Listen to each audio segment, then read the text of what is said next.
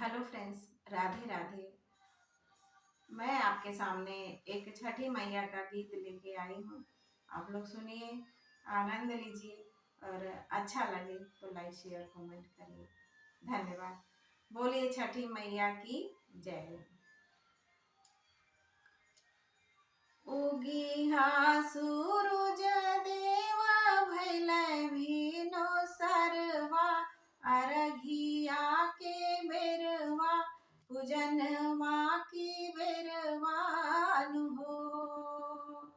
उगी हा सूरज देवा भैले भीनो सरवा, अरघिया के बेरवा पूजन माँ की बेरवान हो।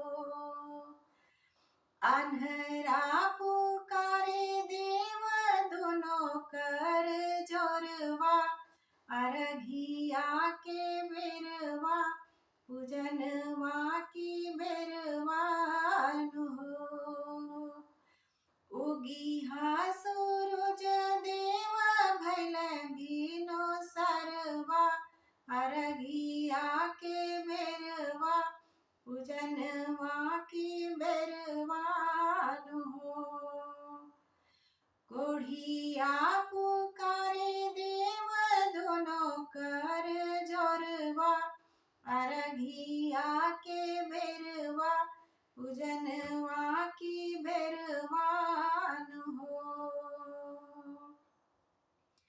बालक पुकारे देव दोनों कर जोरवा, अरघिया के बेरवा पूजन माँ के बेरवान हो।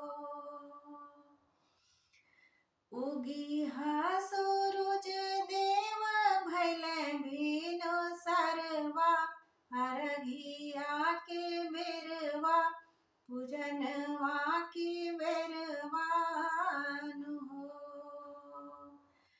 कोढ़िया पुकारे देव दोनों कर जोरवा, अरघिया के बेरवा पूजन माँ की बेरवान हो।